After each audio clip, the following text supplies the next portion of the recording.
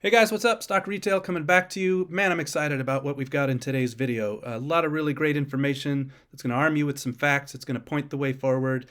Something I kind of did in late 2022, did it again last year towards the end of 2023, sort of look out over the next year and see where we're going. And because I got the last couple pretty accurately, in particular, just calling out how the strike would impact us and when we'd get out of that and what that would look like, and even just box office numbers and earnings numbers. I'm excited to do that again because, if I've sort of gotten it right before, you guys have heard me say that, then that makes me excited with some of the things I see in the future when they're so bullish. And it sort of gives me confidence to say, you know what, it's okay to share this because so far I've had a track record of getting some of these things right. So let's kind of look at what does the first year of our sort of thrive part of the journey look like. And I'm just sort of, I don't know, jokingly or for fun or whatever, saying, are the shorts headed for an extinction level event? You're just going to see throughout this. Don't read too much into some of these graphics. That's not a date I'm putting up there. That's just signaling, Jurassic World 4 is coming. Pretty excited about that. So I'm going to show you, because of how bullish I am in particular on 2025, you'll just see some images throughout today of what movies are coming in 2025, and that'll kind of tell you a little bit too of what's backing up a lot of what I'm saying. So in this video, I'm just going to tell you up front, we're going to talk numbers a little bit. I don't get as many sort of clicks on the numbers videos, but I really encourage you, view this one as sort of like, deep level DD that's going to arm you with the facts. And in fact, let's just say what's in this. So first off, I'm going to show you evidence that the shorts are still here and they have a real problem. If sometimes you doubt, or there's FUD sometimes that says, oh, the shorts have covered or whatever.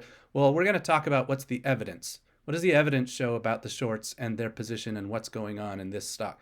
And I'm going to give you empirical, or if you don't know that number, that word. Empirical just means sort of provable, numbers based, sort of evidence based. So fact based proof of AMC's increased profitability.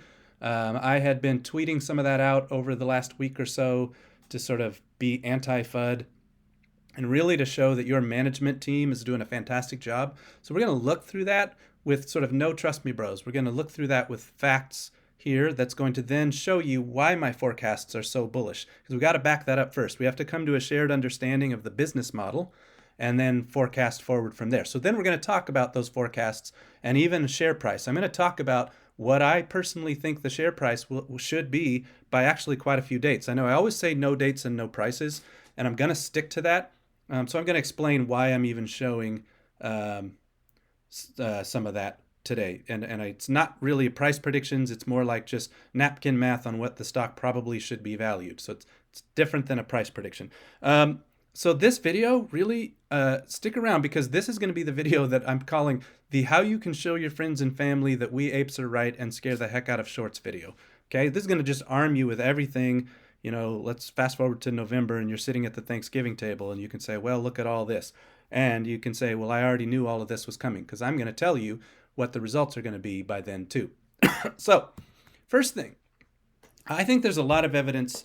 This is now just sort of anecdotal evidence, let's call it, or just things that we're seeing that sort of show, behavior shows what someone is up to, right? So let's look at what's been going on. First off, you've seen for years, and it's still happening, that the off-exchange trades for AMC, the percentage of our trades that do not go to an exchange and they're handled, people say dark pools, but it's more than dark pools. Anything that's just not on an exchange is sort of being siphoned off, and a lot of us believe that opens the door to a lot of manipulation and sort of bad price discovery, let's call it. So, you've seen, this is a pretty old screenshot. This is from last July, and we've had plenty of days bigger than this. This was just one I found real quickly, and you can see, like, that day, more than 60% of the AMC volume was off exchange.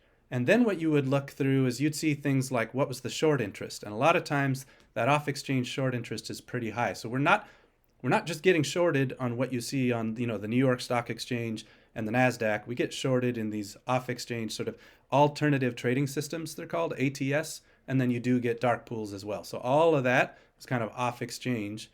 And that is evidence of short activity to me, and manipulation of price. We can talk about wholesalers, internalizers, PFOF, front runners, all of that stuff is price manipulation. But then, you know, you look at short interest. So I just kind of pulled this from Fintel today. Look, I understand there's some heavy opinions, strong opinions about Ortex and Fintel, but nonetheless, it's a data point. And what you just don't want to ever do is just take any one data point, you know, too strongly. But if you start to put a lot of data points together, it tells you a story. So Fintel right now, as of when I pulled this information, was showing almost 52 million shares short on AMC and over 6 days to cover, which, guys, research days to cover. That to me is an important metric as well, showing basically the volume that we've been trading versus how many shares are short, how many days it would take to cover all their shorts. The higher that number gets, the more squeezy it is in general. And 6 is a pretty high number for days to cover. We've been higher before, but that's a pretty high number. The other thing to remember that gives you evidence of what kind of problem this is, think back, now I'm on this kind of like fourth bullet down, the ape history with FTX. So if you remember when ape was created, it was just 3 months later that FTX blew up. And I have, you can look through my playlist of the Great Unwinding, or if you look through hashtag the Great Unwinding for me on Twitter, you're going to see I have a lot of sort of DD and points of view about Ape's relationship to what happened with FTX. And what you saw is from Ape's creation to FTX blowing up, there was a 3-month window. And then actually, there was kind of another 3-month window from Ape converting to some problems with the banks and with FTX. Both times there's kind of a 3-month lag there, and I think there was a relationship. And so you might remember, for example, around that time was when this happened twice, we got to like 1,000% cost to borrow on AMC, and both times had to do with FTX. One was kind of when they started blowing up, and one was when they had kind of gone bankrupt. So pretty big deal. That's certainly if you're borrowing 10 times, if you're paying 10 times the price of a share just to borrow it so that you can short, that is not normal behavior, right? So that just indicates the size of the problem, the fact these guys are here. But there's more than that. I'm just kind of affectionately showing a picture of Jim Chanos. If you're on Twitter, you might have seen about a week ago, he and I kind of interacted again. That he was a big part of my story. Just I say big, it was like one tweet in 2021 of mine that he replied to, which I'm actually showing here. I had kind of replied to something. By the way, history note for you.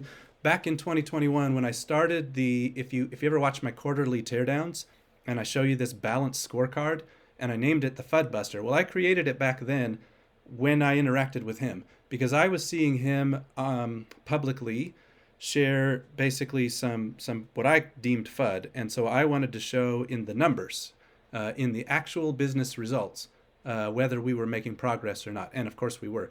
Well, you might not know this story, and that's why I'm showing this empty theater here. I guess I'm kind of on the second bullet already, but he and Gasparino, basically, I'm going to allege, let's use that word allege so I don't get myself in trouble, allege that they colluded to short and distort. So what happened was Chanos' son took this picture of an empty theater for the movie Free Guy. Well, they got found out because the picture was basically taken, I think, at 7:20 in the morning. And then Chanos sent it to Gasparino, who ran with it in the media. So you can just here's a short who was actively held a short position on AMC, who is taking a picture and did not bother to say it was at 7:20 in the morning. That's the part you should hear. Like, who goes and sees Free Guy at 7:20 in the morning? Answer, no one. So this is intending to plant this psychological idea in people's heads that it was this empty theater. Oh my gosh, theaters are dead. And he gets his buddy in the media to run with it, who of course you all know has attacked us, many, many times. And so it's just an obvious effort at short and distort, but it's a partnership between a short and national level media, right? And so that is further evidence of what's going on with AMC. And so he had replied to me, he's a billionaire shorts. He has since had to unwind his business. Maybe you followed that. I talked about it in some videos a while back, tweeted about it. And so the other day, I couldn't help myself because he deleted his Twitter account and started a new one. And he made the classic claim like, oh, I was hacked, and so I had to make a new account.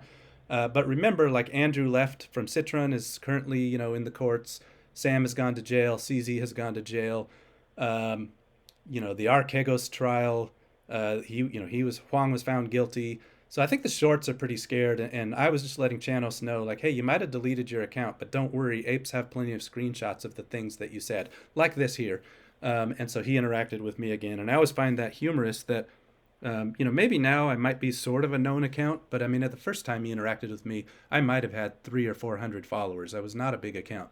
So that's just a sign, like if billionaire shorts are taking time to spread distortions and interact with small accounts online, that's not normal behavior. So you ask why. Well, the why is they have an active short position and they're in trouble. And so back to the first bullet, there's so many hedge fund bankruptcies and wind downs over our time here. You can just name. There's a whole bunch of them. Maybe I'll go find a tweet and re-put that out. But there's a list of a dozen or so. People kind of look at our stock price and feel sometimes like, man, when are we going to win? But you got to pay attention to the bigger stuff that's going on too. All these guys going to jail, all these hedge funds that are unwinding or even going bankrupt. These are not small signs of what's going on for us. So keep hanging in there. We still see to this day just nonstop manipulative articles about AMC, things that just are not acknowledging. Here we are. We have an all-time record R-rated movie, all-time record animated movie, all-time record disaster movie. AMC just had its all-time record EBITDA for June. We're just setting record after record after record, right? In the meantime, in the face of all these records, there should be positive articles, right? You would expect articles to say, wow, look at all these records being set. And instead, we're getting like run away, stay away, don't buy AMC kind of articles. Well, there's a reason for that, right? So just note, why are they doing that? And I mean, you can answer that pretty easily. They wouldn't waste their time on us constantly saying all this stuff if they weren't in trouble. So just keep pressing the issue and don't think you're not winning. We have constant market maker suppression. You guys have seen the last 2 Fridays, 501 and 499. I mean, it's so obvious. And you could see on Friday, I got angry enough. I was like tweeting at the SEC again and tweeting at the Department of Justice and the FBI because you could see a moment, I want to say probably with about 20 or 30 minutes left in the trading day, where it was just all of a sudden this knife downward movement, which was clearly just to make sure we didn't land above 5. I mean, it's just obvious. And so the market makers are not suppressing us unless they have a problem. You have many times where AMC has basically set all-time records on failures to deliver. You've got these unexplainable volumes. Go back and look at the massive volume spikes we've had.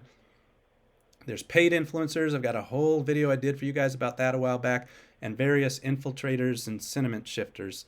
And so let's just keep coming back to the thesis, and then we're going to get to numbers here pretty soon.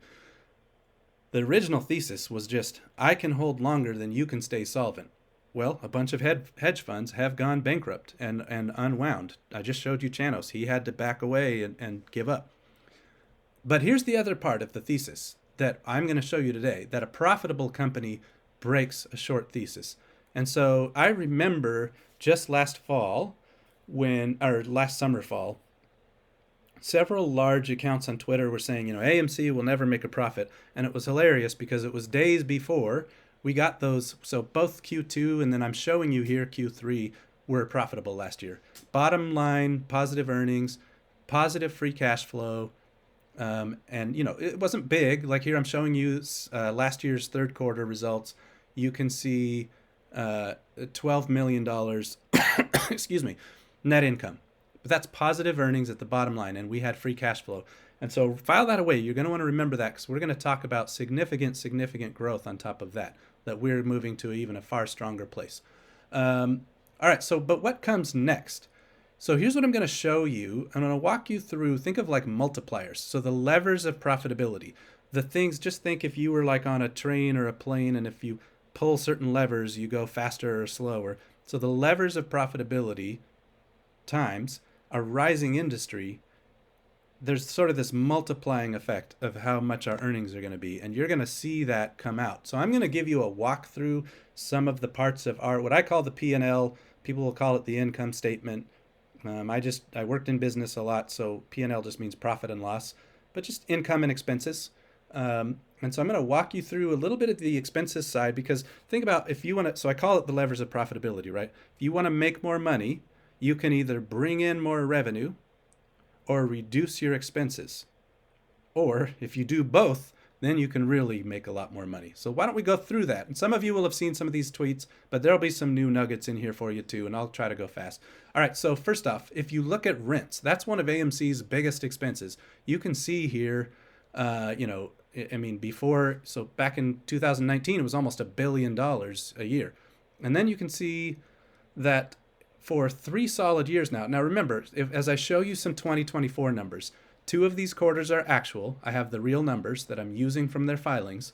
And then 2 are my forecast. But I just forecast out basically at the rate that we've had the last 2 or 3 quarters. So that should be pretty accurate.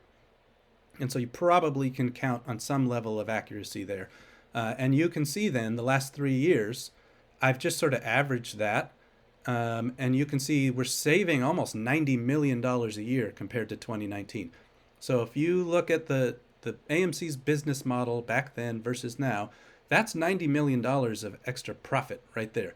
Because you reduce your expenses, that goes straight to the bottom line. And so there's $90 million a year to the bottom line. It's a 9% improvement right off the bat on one of their biggest expenses. So, you tell your friends, you tell your family, like, this is not the company it used to be. And you're going to see more of that as I just keep going. So speaking of large expenses, one of the other largest expenses is every time you and I buy a ticket, AMC has to give some piece of that ticket cost to the studios who made the movies, right? So if you see a Disney movie or a Warner Brothers movie or a Sony movie or whomever else, they expect to make a profit on the movie they made, and that makes perfect sense. But look at this, and these are straight from AMC's filings, other than that half of 2024 that I forecast. But again, I'm just doing that at a rate we've been at the last few quarters. And you can see a significant drop where we used to pay, so 2019 on the whole year was, 51.5% of the ticket price went to the studios. And then you can see the last 3 years, so that should give some confidence, right? It's not like a one and done. It's been sort of 3 years, right around this 48% mark.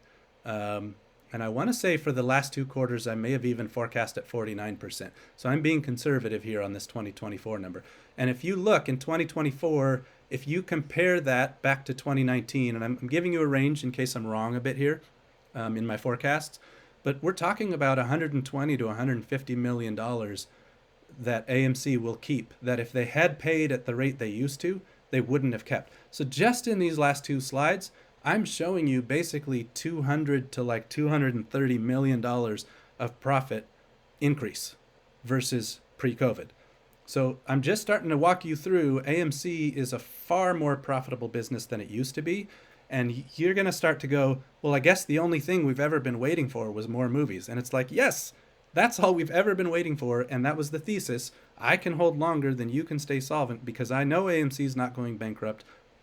And I know more movies are coming. And so now I'm going to show you guys today by the end of this when those more movies are coming. And now it's just become about more than just movies. But let's keep going too before I get there. Borrowing costs. That's obviously been one of AMC's big bugaboos, right? Like the debt. We have to talk to shorts about the debt all the time. They try to point to it. And now I'm not just talking about the debt itself. What's the total amount that we owe? Every quarter you would see in AMC's income statement a borrowing cost. It's an expense. You're burning money on interest payments. And so, you guys understand that. When you're paying interest, that money's just gone. Well, you can see if I was to show you just the last couple of years. So from 2021 to 2022, we'd gone down a bit. But then, of course, you get 2023 where rates have been raised. So a lot of interest rates went up and AMC had a little bit increase. But then you can see, like, based on the last couple quarters, and then on this, I'm able to, with some confidence, forecast, because here's what happens. When Adam and team announce, oh, we've paid off X amount of debt, I can go right into the borrowing cost and say, oh, that debt was paid off, and it's like a 10 or 11% yearly, and so I can forecast exactly how much money we save every quarter, and then just plug that into future quarters. And so for the rest of 2024, you can see we're coming back down again. And so if you just think about the last couple of years, so if I didn't show you 2019, last couple of years, just you could draw this nice little line down, right? That expense has been getting less and less and less. That's going to matter in a minute, because remember I said to think through and file away that Q3 of 2023 earnings number, that 12 million. Well, look at what we were paying back then in interest costs and how it's much lower now. So if we had that same box office now, as we've been lowering rents, as we've been now lowering borrowing costs, you're keeping more of the profits. And then I'm forecasting, because of how much debt has been paid down through this year so far, and I'm just going to sort of disclose that I'm also forecasting through 2025 that we continue to pay down some debt. I just, every quarter I have that going down a little. I've told you sometimes here on my channel, I don't know, it's 12 out of the last 14 quarters or something like that that they've paid down debt. So I feel pretty confident I can tell you, like, hey, we're going to continue that, especially now that we're going to have positive free cash flows. So if you have cash, you can turn around and sort of snowball your debt like Dave Ramsey style. Pay off debt, now your interest is lower, so you keep even more cash. So now you pay off even more, and it starts to accelerate itself like a snowball rolling down a hill, getting bigger. So when you look at this for 2025, I just want you to know, because I'm going to show you some 2025 numbers here soon. And I do want you to know that one of my big assumptions is we continue to pay down debt, and that continues to reduce borrowing costs. But you can just see pretty soon here, we're going to actually have less debt payments than even pre-COVID. That is wild, you guys. Think about, they had to survive the strike. The strike, yes, but also the lockdowns. And meanwhile, by the end of all this, actually have lower debt payments than they used to. So just one more way that there continues to be higher profits for this company. All right. As I go through, before I turn to a little bit of our income, so I've been showing you some about our expenses. I just want to firm up a few things in your mind. And by the way, I'm super excited about the Minecraft movie. I have a feeling that's going to be really big. You know, I've had 3 kids who all 3 played Minecraft. One still does. He's still young enough. And I'm just here to tell you, like, the percentage of children the last, let's say, I don't know, 15 to 20 years who have played Minecraft is just off the charts.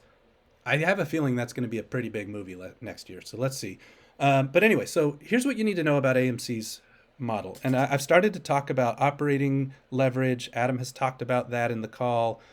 I've told you a term called gross to net. What you need to know about AMC's model is, and this was one of the first videos I even ever made, is that it's a high fixed cost model. Now, fixed cost, if you're not familiar with that term, it just means, I explained it in the last video, I think. I said, well, like, what if you have, let's say rent on a property, right? Pretty obvious.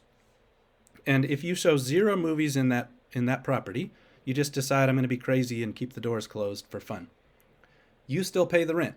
But if you show 100 movies in that property in a month, let's say, or in a quarter, you still pay the same rent. That cost didn't move. Well, the more you can imagine, the more movies you show, the more people you bring in, the more food you sell, the more merch you sell, all of a sudden, that rent starts to not feel that bad. And so as you grow revenues, if your cost is not growing, then you can just hear more and more of your new revenues, your incremental revenues, start to go towards positive earnings. So what I want you to know is, if you look at rent, that's a fixed cost for AMC. If you look at those borrowing costs, it's sort of, these numbers are changing a bit as AMC pays them down. But in general, if you did nothing, these are fixed costs. So the rent, the borrowing costs, there's something called depreciation and amortization. Those 3 costs are 1/3 of all of AMC's expenses, basically. So it's not small. It's like, I don't know, $1.5 billion a year or something like that. Well, there's a couple things then I want you to know. So first off, as I said, if those are not going up as the business goes up, if you kind of have 1/3 of your costs that won't even move with your business, you can just imagine, as the industry recovers, AMC is going to keep a higher and higher and higher piece of the incremental revenues. And Adam talked about this in the last call, and I'm about to show you a little bit about that too. And then I just want you to know there are some big costs that are not cash related. So depreciation and amortization, you see that in every quarterly filing. It's not a cash expense. So that means you should get even more excited, because what I'm going to show you throughout this video is it's going to end up being the earnings numbers, but cash flows perhaps will be even better than the numbers I'm showing you. And if AMC starts generating a whole bunch of cash and paying down debt faster, or eventually, I know some are excited about, say, dividends or share buybacks. I would be interested in AMC purchasing Bitcoin and having that in its treasury.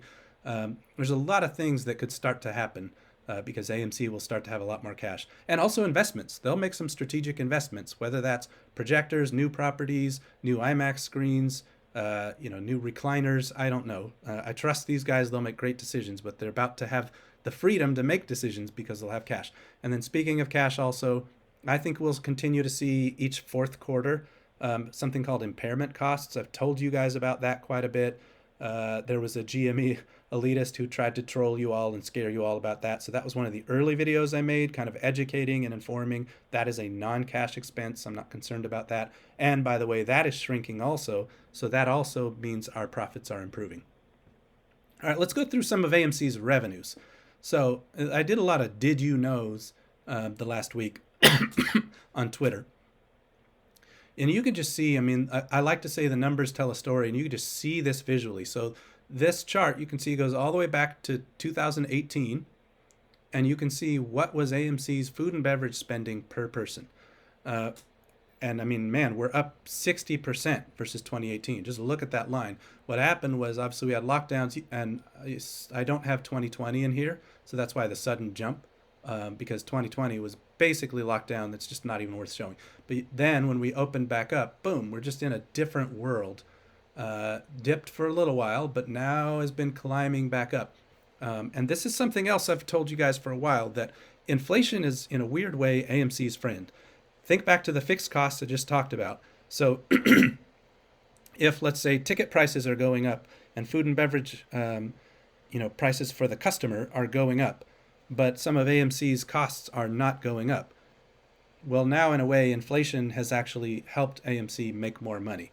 So the movie industry is a funny little hedge, in a way, against an inflationary environment. And then actually I've shown you, if you followed me on Twitter long enough, academic articles and research that show in a recession, the movie industry does pretty well. But that's a whole other topic. So the point is, you guys know, you've seen this quarter in, quarter out. You've heard the earnings calls.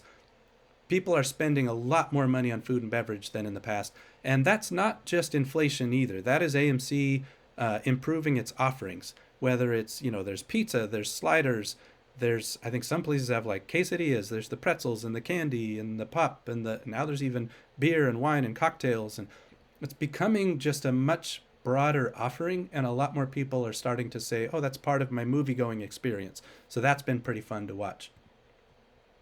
Same thing on ticket prices, and that would just sort of be that inflation conversation I just had with you. So admissions per person is far higher. You can see about 25% higher than it was back in 2018 and 2019. There's a note here you see at the bottom left. One of the things that I think has been a little bit of a drag on our admissions prices is you would see, like here in 2022, the dollar and the euro, there was a significant shift in the euro versus the dollar for a while there. Some of these quarters are also just impacted by what movies there were. There's a couple quarters where there were kind of just lots of older movies, so you're not going to get as sort of premium pricing from. But what I'm just telling you is, if the euro goes up against the dollar, and I'm not necessarily telling you it will or anything, I'm just saying if, what happens is when you translate all those European attenders, their sales into dollars for the earnings calls, you will see AMC have kind of a higher revenue number. It has to do with foreign exchange. And so if the euro moves up against the dollar, you will see this number even go up, and you'll see AMC's sales actually improve. That's all I'm telling you there. But you can just see overall, clear trend, way above 2018, way more profitable now than before. All right, how about AMC's attendance per film? So again, just think, these are all the levers. These are all the multipliers of if you get people paying more per person and you get more people, you can just hear the multiplier there, right? Kind of A times B equals C. Well, AMC's attendance per film, look at this. When we have movies, more people are coming. You're going to start to see a few charts where this is going to see this big cup here, this big dip. That's the strike. So this is all just the strike impact. So what I want you to really notice more is the trend we were on before the strike, and how do you notice we're starting to return to this trend. This is just Q3 2024 here. By the way, I know I'm moving fast and it's a lot of numbers. I just figured, one, you could go back, or two, you could screenshot any of this and kind of digest it more later. And I've tweeted some of this stuff too on X. Well, you can see that I am forecasting, just based on recent trends on attendance and based on how many films it looks like we're going to end up with by the end of the quarter, that we're sort of starting to return. But all of this, look at how it's much higher attendance per movie than 2018 and 2019. Now, there are less movies, right? So that would be a multiplier too. And so that does matter. And that's why I think you're getting more concentrated attendance now. So this by itself would not necessarily mean a whole lot. But when you start combining it with all the other numbers I'm showing you, it's really bullish to say, well, people are paying more when they come, and more people are coming per movie at AMC. So what do you think happens when we start getting more movies, right? And which is what's happening. So that's really great. Speaking of that kind of math, AMC's total ticket sales per movie is way higher now than it was back then. You can just see we're kind of pre-strike, we were hovering sort of in that Barbenheimer quarter. We had like 14 million, and even the quarter before it, we were hovering up near that. So per movie, on average, we were taking in around 14 million, whereas look at 2018 and 2019, it's more like 8 plus. And even now, for this quarter, after the strike, now we're starting to get approached back to 13 million per movie. So AMC is taking in a lot more revenue for every movie that there is than what it used to be. All of these things, just bullish after bullish after bullish, and these are numbers straight from AMC's filings. This isn't anything I'm making up. Granted, I keep telling you, I've got some forecast here for Q3, but most of Q3 is starting to be baked. We have all the numbers from Twister, we have all the numbers from Deadpool and Wolverine and Inside Out, and It Ends With Us, and lots of big movies this quarter. All right, so let's just keep going. What else is going on? Well, you know that popcorn is now in like 7,000 points of distribution. And, if you want to count Amazon as like straight to everybody's door, then how many hundreds of thousands or even millions of doors can that reach? So that did not exist before 2020. That is significant. That is what your management team has done. We have concert and media distribution now. So we had the Billie Eilish listening event. We got Usher coming up. We had Taylor. We had Beyonce. And Adam has told us there's more coming. That did not exist before. This is a different company than what it used to be. And as the box office improves, and now all of these other pieces have been added on, this is a far, far stronger, far more profitable company than it's ever been. And I'm leading to that. I'm going to show you that. But I want you to have all the pieces so you know why. So nobody can say, oh, that guy's just straight up hyping. No, I'm showing you an actual business person's forecast. And if you followed me a while, you've seen how accurate I've been too. And that matters to me. I take a lot of pride in my accuracy. Hopefully the right kind of pride, not a rude pride or anything, but just like, hey, I'm pleased with myself for getting this right. And that's what's allowed me to want to share it with you. All right, so merch. You heard Adam say that we're kind of getting to around 50 million a year. That's I think he might have said like twice as much as what we used to be. And he thinks we can kind of grow that to maybe at some point even, a lot more. I don't remember the exact numbers, but a lot more. So that's still expanding, and they're figuring that out. And we're seeing, we just saw the Deadpool popcorn buckets. I know at Taylor's merch there was a lot at that one. And so we're doing great. So these are 3 pieces of business that have they're not even the same business as 2018 and 2019. It's like a whole new business pretty much. Add that on top and just think about how much more profitable AMC is. And here's the proof of that. If you look, and this is just a function. I had posted this, and some people interpreted what I said as this is like AMC's market share. That is not what this is. This is not a market share slide. So let me explain. If you look at all of AMC's revenues across all locations, every part of the business, whether it's popcorn, distribution, food and beverage, admissions, merchandise, if you just look at all of AMC's revenue and you just compare it as a percent of the domestic box office, what I'm just looking for is AMC growing its own revenue faster than the domestic box office is growing? And you can see the answer is yes, because in 2018 and 2019, basically for every dollar at the domestic box office, AMC across its global revenues was making like 49 cents. Whereas now we're at like 56, 57 cents. So as a percent of the domestic box office, every time there's a dollar at the domestic box office, AMC is making a lot more now than it used to. And again, this sort of bowl is just the strike. And you can see we're getting back, and we're actually getting higher even than pre-strike levels. Well, that's because over the last year, we've added popcorn, we've grown distribution, and we have grown merch. So the team didn't rest and just say, well, we'll just hope the strike is over. They actually continued to improve the company while waiting for the strike to be over. So we're about to come out, and that's why I'm using the term multipliers. We're about to come out with even more profitability.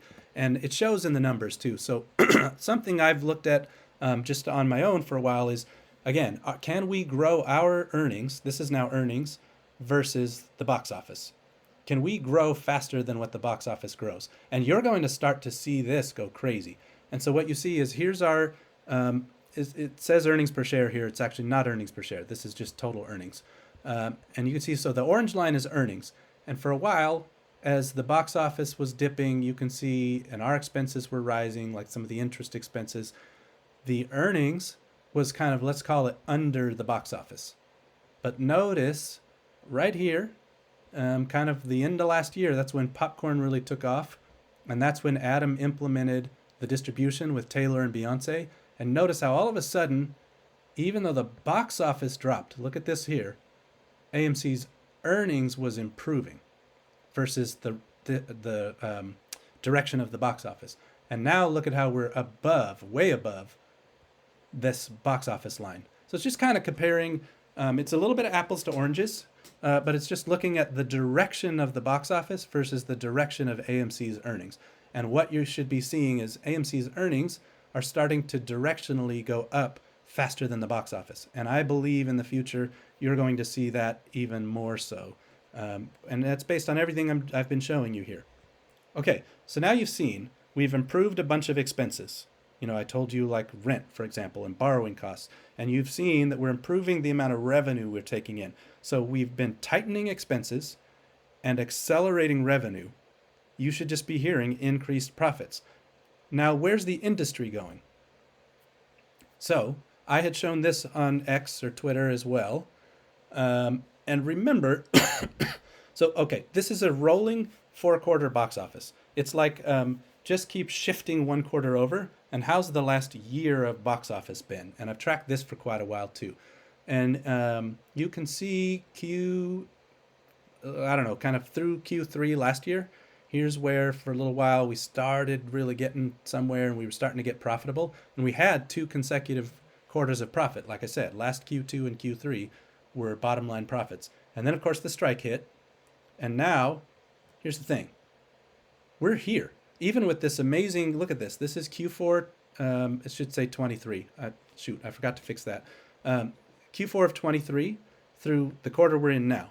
So basically the last year, and think about that, 3 of those quarters were heavily strike impacted. So that's why this is showing so low. But here's what I would take away from this personally. And I do take this away personally. We are in a profitable quarter right now, right? And if you were to invest in a stock and you saw that the industry was about to do, look at this line, and you knew that the industry for the last year, if you looked at the last year of revenues in the box office, is right here. This is the low. This is the bottom. And so all these articles telling you, get out, get out, get out, run away, run away, run away. Meanwhile, the industry is about to do this to the right. Shouldn't the articles be telling you the opposite? Shouldn't the articles be saying, hey, AMC has improved its expenses, improved its revenues, and look where the industry is going. Whoa, this is the bottom floor. Get in. There's a reason I'm saying we are here. Look at the industry. Look at the domestic box office forecast. And remember, I'm going to talk a little bit here in a minute. Actually, here, let's do it. I'm going to tell you a little bit about how I forecast, and then maybe I'll come back and remind you. But if this is our rolling 4 quarters, and right now, 3 of those quarters were the strike, and of course Q3 that we're in, you see how amazing it is. I just talked about records from Deadpool and records from Twister and records from Inside Out. It's an amazing quarter. But it's nothing compared to what the sort of 4-quarter combinations look like from here on out. We are just steeply up and to the right as an industry. And hold on to that thought. I want to just briefly talk about Q3, especially if you're an X or Twitter ape. You've seen a little bit of debate. Most of it's been friendly. There's been a few who've been snarky with me, but generally friendly. A lot of people are kind of saying, hey, retail, how can you possibly look at how high we are so far in the quarter and then, forecast? I'm going to, so here, I'll even show you. Actually, I think it's not on this slide, but I'm forecasting a little under 2.6 billion. I've got us like at, I don't know, 258 or something. I'm going to show that in a minute. And people are kind of saying that doesn't make any sense based on the average per day so far in the quarter. Shouldn't we land closer to 3 billion or something? But here's what I really want you to see. So first off, I don't forecast by what's called run rate. I don't forecast by the average revenue at the box office per day, and then you just say, well, that's just going to keep going. You get box office revenue for specific movies, right? You go to the theater to see Deadpool and Wolverine. You go to the theater, hopefully to see Transformers 1 when it's coming. You go to the theater, let's say to see Beetlejuice. And you don't care what the box office has been doing. And when I say you, I mean a lot of you guys listening are apes, and you're trying very much to support your company, and we ought to keep doing that. We're helping our own success. But, if you look at the total attendance, I bet apes are like 5% of total attendance. I'm not even sure we're that much. I'll show you that math sometime. And so we should absolutely continue to contribute to our own success. And man, every single time I go, I buy a beer, I buy a bag of candy, I buy popcorn for the kids and pop. The food and beverage spending per person is through the roof in my house. I promise you I'm helping us. But what I just want you to see is some healthy, just accuracy in the way to forecast. If you disagree with me on the numbers I'm going to show you, then please think through the revenue coming by movie. And let me just show you an example of what I'm also kind of trying to say. Last year, so this was as of like Saturday morning, I pulled this, and you could see just last year, we were like 117 million ahead of last year. So, sorry, last year, the same day was like 117 million ahead of where we are now. So 117 million ahead. But you know where last year landed? That's at the bottom here, 2.65 billion.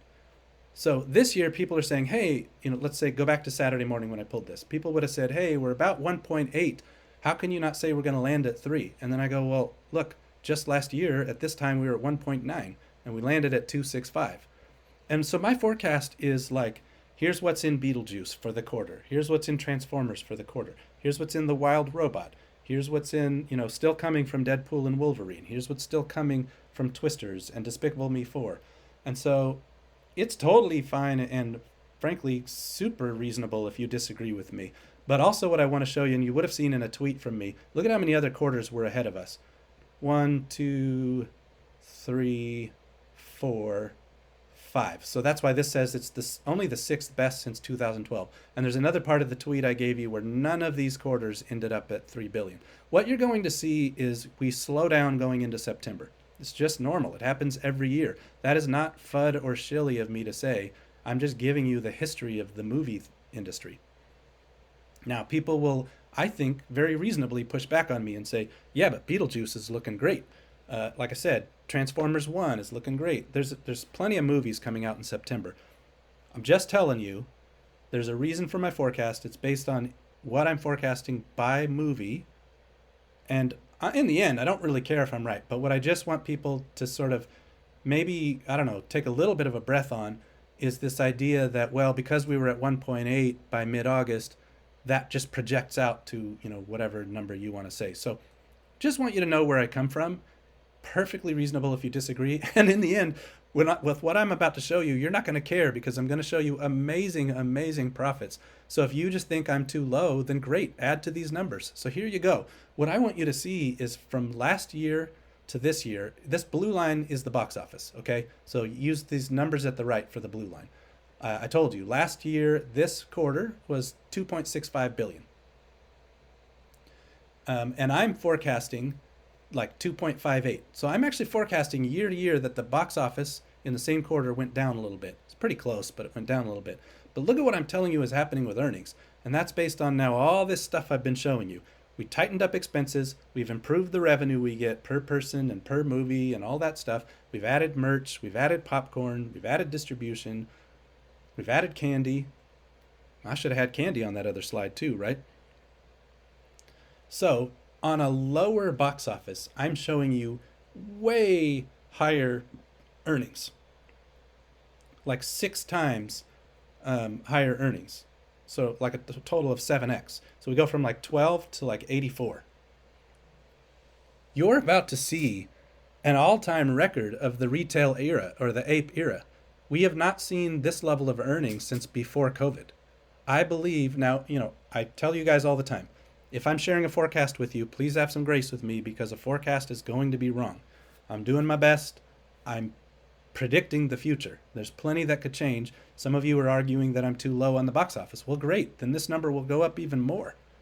So my forecast is basically $85 million of bottom line earnings this quarter. Maybe that's a bit bullish, but I think, just as with the box office, I forecast by movie, with our earnings, I forecast by line item in the entire income statement. I forecast every single line of the income statement, and that's what's helped me be as accurate as I've been. And even if I'm wrong, I know that we're going to have a new record, and that's why I don't mind just saying that pretty clearly. And in spite of a lower box office, I think we're going to have the best earnings of the entire retail or ape era. That should be celebrated. We don't have to worry about whether my box office numbers are right. We can just celebrate. Man, we're about to see some awesome earnings. And by the way, look forward to then that gets reported in the earnings call, which is probably in November. So the quarter ends in August. Sorry, not August. Quarter ends in September. And then I bet we have the earnings call early November. Okay, so kind of look forward to that. And if you just, whatever that means to you, I think those earnings would get reported in November. So what I want to show you too, a little bit of an eye chart, but just get the idea of this. And because I want to shift now to talking about the value of our stock. And so many of you will have heard about something called a price to earnings ratio. And price to earnings is often based on what's called a trailing 12-month period. So see this at the bottom, TTM, trailing 12-month earnings. And so what'll happen is you can't really use a price to earnings ratio until you have actual like positive earnings. Otherwise, it's a funky ratio, and you're not going to have a negative price on a stock. And so you don't have like a price to earnings ratio unless you have positive earnings for a year. It's why I've done a couple videos where I've talked to you guys about a different metric called price to sales, but I'm not going to talk about that today because I want to show you something specific. First off, last slide I was saying, hey, celebrate that we're about to have just our best quarter we've ever had at the bottom line. Now I want to show you, when do we get to the point where if you were to combine 4 quarters of earnings, we're positive? And so what I'm showing you is that already in Q1 of next year, so in March, that quarter ends in March and gets reported in May, we flip positive. Guys, that's a full year's worth, 4 quarters. So that's like Q2 of 24 versus through Q1 of 25. And remember, Q2 of 24 this year was still strike impacted. So even kind of carrying that dragging weight of April and May in particular were not great. April was really not great. That was heavy strike impact. So if you're carrying a tough April and May in a year, and we still have a year's worth of positive earnings, we're starting to really get somewhere, right? That's what you should be hearing. And look at what's been happening over the last few years. Now, strike impact here, right? But generally, you can see the line going that way. It's pretty consistent. But then look what happens. I believe we skyrocket quickly because now we're past the strike. We're finally back to the pace of recovery we were at with the movies. And remember, again, these forecasts I'm showing you for all of 2025, I have forecasted numbers against specific movies. And now I have what's called a plug number in every quarter because there's more movies that will be announced. The farther out you go, the more you just don't know all the movies yet. There's always some that show up that I didn't know about, or some get announced, a couple months before the quarter. So I do have plug numbers, and the farther out I go here, you guys just have to know I'm making a lot of assumptions in my forecasts, but at least I've been accurate enough and willing to share them with you. Look at that just leap, because what happens is the movie industry starts to really recover. And so like you would see, so this goes through Q2 of 2025. What you really should notice is I'm telling you Q2 of next year is huge. It's huge. And so is Q3, by the way. And this kind of lines up. What did I actually, let's see if we got, where's that slide? This one. So remember how I kind of said, Q2 and Q3 of last year were the first two positive earnings. So that kind of period of like April to September, you get into like Memorial Day, you have Easter, you have summer. That's our blockbuster season. And I can see it in the releases next year. I see some Marvel movies. I see some Disney movies. I see some other big stuff. I told you Minecraft will be big. There's a lot of really big movies in Q2 and Q3 of next year. And we are just going to explode in terms of earnings. Look at how big that number just jumps. We're on a full year. On 4 quarters combined, we're starting to approach 300 million positive earnings. And the cash flow, I told you, even bigger than that. And then just look how it keeps rolling forward. And then full year 2025. So what you should be seeing is I'm forecasting full year 2025 more than $300 million of positive bottom line earnings. And again, cash flows being bigger than that. That's a big deal. And what I want you to just start thinking through, you all will ask me, when do we win? How do we win? And by the way, I'm going to unpack a little bit about the squeeze before we finish, because what I'm just showing you, and I'm about to even show you price considerations, this is just straight up math on price to earnings calculation. So this is why I showed you this trailing 12 month. Based on these trailing 12 months at certain points in time, I'm going to walk you through this. I'm going to show you with a PE ratio of 20, of 25, and of 30, what should the stock be priced at? And the reason I want you to know this, and the reason I'm then showing you when are the earnings calls for these, is you should be thinking through, even on just a hardcore, it's been used for 120, 130 years or something, old school metric. The algorithms at some point will not be able to ignore AMC's level of profitability. So now I'm sharing a thesis. That's a point of view, doesn't mean I'm right, but there does come a time and a place where if AMC, even on a trailing 12 month, has this level of profits, it has to at some point get priced in. And I've been a pretty loud sort of vocal voice that I believe AMC ought to be priced more on a forward view. And you would have things like a PEG ratio, or I mentioned a price to sales ratio, that sort of value the future improvement and the future cash flows of a company. And so I'm showing you a pretty conservative view, and you're going to, I believe, love these numbers. And remember again, what I'm about to show you, in fact, let's go through a bunch of disclaimers here before I show you all this. So first of all, this is based on my forecast on a trailing 12-month price to earnings ratio. Just if you don't really know what I mean by price to earnings ratio, maybe go Google that. Take a year's worth of earnings, basically divide it across all the shares, and then you multiply it out by how many years do you want to price in. Like right now, guys, NVIDIA probably has like 80 years of earnings priced in. To me, that's ridiculous. I wouldn't buy that. A year ago, I warned people that Disney was overpriced because it was like 75 years of earnings priced in. I would only ever buy a company that had a high PE if I was sure of their growth, which then you ought to be hearing with AMC, because as the box office is growing and as AMC has continued to improve profitability, it just feels like I can say with a very high degree of confidence, I cannot promise it, it is a forecast, but I can say with a very high degree of confidence, AMC is growing. So I would price it forward, and I would even maybe consider, could there even be higher price to earnings ratios than these? But I just wanted to show you a few. All right, so disclaimers.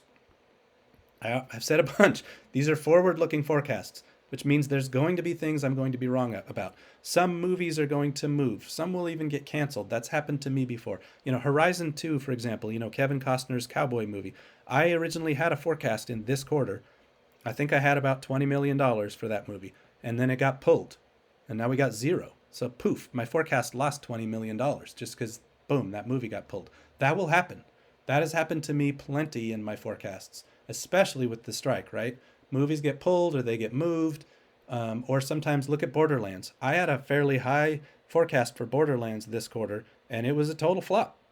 I don't mind saying that. That's not shilly because we're having an amazing quarter and that we're setting records in all kinds of other movies. But there's going to be some that I'm going to get wrong. You know, thankfully, there's some that I get wrong to the downside too. In other words, they beat my forecast. You know, I don't mind sharing that Inside Out 2, I had a big forecast for it, and yet they still crushed my forecast. So that's great. But I'm just going to be wrong about some stuff. I've got a lot of assumptions in here. The farther out I go, the more wrong I'm going to be. And then you've got, you know, world events, you've got consumer trends, industry shifts, macroeconomics, how valid are my assumptions, and any host of other factors. So I'm just putting all kinds of disclaimers because I'm going to show you math on stock prices. And there's going to be plenty that I'm going to be wrong about. So you're going to have to do your own DD and obviously not financial advice and all that stuff. But then I also want to be really clear. Look at the bottom right. Consider any squeeze or any other market factors, both positive and negative. You know, we believe AMC is a heavily manipulated stock. But consider also squeeze factors. As AMC becomes profitable, that breaks the short thesis significantly, and especially for the algorithms. At some point, the algorithms have to acknowledge there's no short thesis here and kind of let go and move forward. So I also don't want to be called a shill in terms of the squeeze. I'm here for the squeeze. I believe in the squeeze. What gives me confidence is if a standard classic metric still says we should like 3, 4, 5, 6, 12x the stock, which I'm going to show you all that in a minute. That's a significant gain I'm going to make on any investments I'm making. And then if that starts to push a squeeze, that's over and above that. Wow, that is like buying a lottery ticket that you know is going to pay out. You know, it's opinion, it's forecast. I can be wrong, but that's my thesis. All right, so let's look at starting, if I go back, remember I said all of a sudden when we get to the end of Q2, we're going to have this big jump in the amount of our trailing 12-month earnings. So let's look at what that looks like.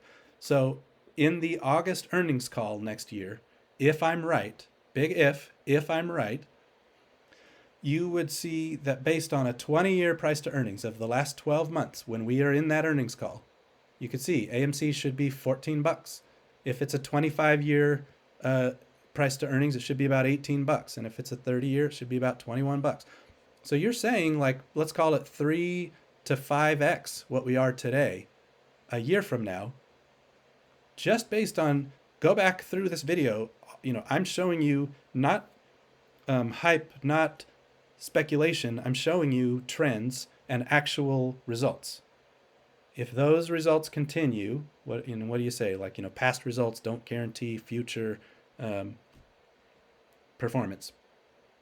But generally, if I've been right on my forecast, if AMC has been consistent, if the box office, you know, the dates of these movies can be believed, if the consumer trend of showing up for some of these movies like Deadpool, like Inside Out, like Despicable Me, like Twisters, you hear how many there are? All these movies are doing really well. Beetlejuice is looking like it's going to have like an $80 to $100 million opening weekend. We're just clicking and clicking and clicking, and you should look at Q4 of this year and look at the movies on that too. So what I'm just saying is while I have to continue to give these disclaimers, I personally, let's say with my own investment decisions, I was just telling my wife last night, literally, I said, this is the most excited and positive I have ever felt this entire AMC journey. It has been a long and hard journey, and someday I'll tell all of my stories. You know, I've been here the whole 4 years. You can just imagine that's not always easy. This has me super excited, and these are, I feel, kind of conservative numbers. All right, let's keep going though. So then the next quarter. So now you just should be seeing quarter after quarter after quarter. The value of the company is going to be rising. When we get to the end of Q3, and again, let me just keep hammering into your brains. I'm basing this, go look at the actual movies coming out in 2025. I'm basing my forecasts based on pretty slow growth of popcorn. I actually think they'll beat my numbers. And pretty slow growth of merchandise sales. Again, I hope they'll beat my numbers. And then the actual movies coming out. So I'm not basing this on just wild hopes. I'm basing this on very specific logical forecasts. And you guys have heard probably in some videos where I go gather information from 6, 7, 8 sites when I'm trying to forecast these movies. And then I put in my own opinions. Well, by the end of Q3, which is next November's call, so Q3 ends at the end of September, and then you have the earnings call in November. So this MTG, by the way, just means meeting. I'm just trying to fit these on the screen. So the August meeting, the November meeting. AMC so just at these 20, 25, and 30-year prices would be anywhere from $18 to $27. So you can see we just keep going up. These are significant gains. I am not going to pump any kind of strategy in terms of shares or options or anything like that, but I'll just, full disclosure, you will find me holding some long-term call options because I believe we're going to deliver these results. I already have calls all the way out to January 26. I have them in June 25. I have them in January 25. I have some this year in the hopes we might have a run sooner. I'm way heavier in shares. Please don't get into options unless you do a lot of research. They can be very risky. You can lose everything. But I'm just giving you full disclosure. I hold calls and shares and am very excited and believe in these numbers. I'm putting my money where my mouth is. That's what I'm trying to tell you. And as soon as 2027 options open up, you better believe I'm going to be there. Because look, so I'm showing you then at the end of 2025, which would, the meeting itself wouldn't be until March of 2026, that we're kind of a $19 to $29 stock with these calculations. And again, I'm hopeful that these are conservative numbers. I can wait for this, and I'm going to take advantage of this. This is a thesis. It's a forecast. I'll just continue to say that. You see all the disclaimers. I put them on the screen so nobody can try to troll me later. And then if you look at, this is now jumping a whole year. So at the end of 2026, so this would be full year 26 when you have the 27 meeting. Look at how high this jumps. Just based on, now 2026, I should tell you, I'm not basing that on movies. Now I've seen quite a few of them. We start to finally get like some Star Wars movies, got a lot of Marvel movies. It gets pretty darn exciting. But I have just put a growth rate in 2026, strictly a growth rate forecast. This is going to be a lot more speculative, so I want to just share that with you. But whatever growth rate you take on 2026 versus 2025, and again, you're having announcements already of some really, really huge movies in 2026. And by the way, think of Avatar. It doesn't come till the end of 25, which means a lot of its revenue is in 2026. And so whatever directionally I'm either wrong or right here, the point is significant growth. Now, would you not expect article after article after article, if they were looking out for your best interest, it should say, get in, get in, get in, get in, get in, get in. I've got to underline, because I just said get in, that this is opinion, and forecast. But if you think that I might be right, that should be telling that all the articles are negative, all the media is negative, and I have been laying down a trail of receipts so that I'm hoping there are criminal court cases where people like me can come and say, this was knowable. If I've been right over and over and over and over, then this was knowable. And so therefore, it is short and distort. It is willful collusion to work against retail's interest, what these guys are doing. That's what I believe. So here's the numbers. Digest these. Think this through. All the reasons I've given you of why we get there. So we're almost done here, guys. 2 slides. First off, let's just recap then. What does the next 12 months look like? So I've told you, Q3, I think is, let's give it a range, $60 to $90 million on the bottom line. And higher than that probably on free cash flow. Free cash flow is harder to forecast. In fact, I don't really generally forecast it. I have a cash number in my mind, but either way, it's going to be positive. We're going to have positive cash flows. And you see that my forecast is basically that $84 million earnings number, which is 7 times, last year was 12. If this year's 84, that is a huge jump. And on a down box office, or some of you say that I'm wrong on that, but let's say on basically the same box office, to have improved earnings by this much, man, that's a great job by your management team. All right, and then I also saying over the next 12 months, we'll continue to pay down debt, which will further reduce borrowing costs. So every quarter is going to get more and more profitable because that borrowing cost line in the income and expense statement, that expense will be going down. I just want you to know, though, that I've already baked that into the forecast. I told you I've made assumptions on that. So that's not like over and above what I've shown you, but I believe that'll happen over the next 12 months. Q2 25, I already called your attention to that. That's going to be a big, big jump in profits just based on the timing of what movies are there. Also, reminder, Q1 almost every year tends to be the smallest quarter of the year. And so just, prepare yourself for that. But Q2 of 2025, rapid expansion of profits. And look at this. I think it's AMC's best ever. Now I'm not just talking of the so-called retail era. I'm saying it maybe AMC's best earnings ever. And that is not a record box office. So again, that tells you what the team has been doing. So when people question Adam, and they may deliver all-time record profits on not an all-time record box office, that is management that delivers that.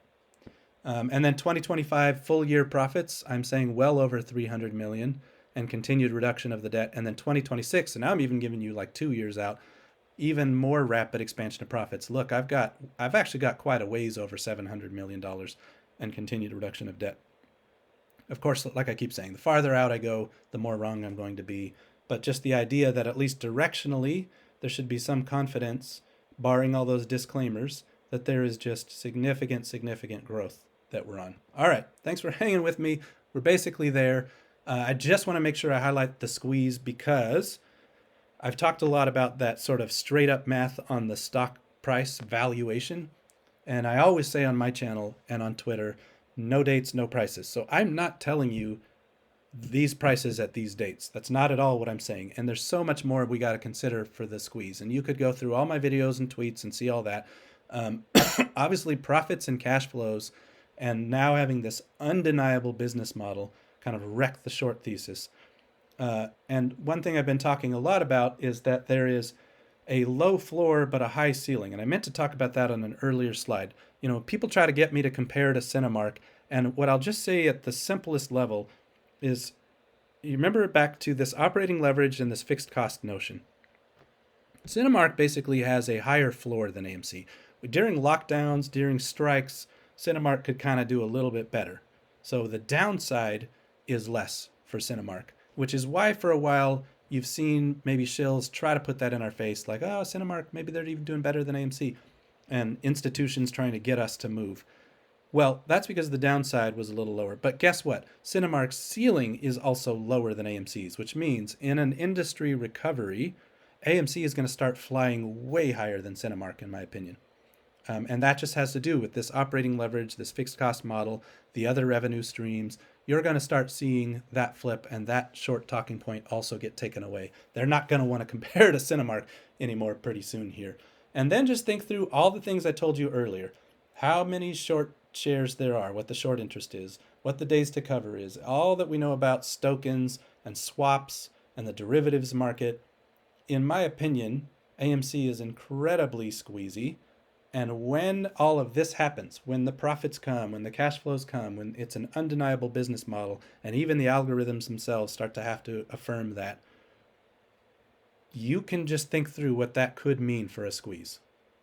So that's the part where I say no dates, no prices, because we're in just a pitched battle against market manipulators, in my opinion.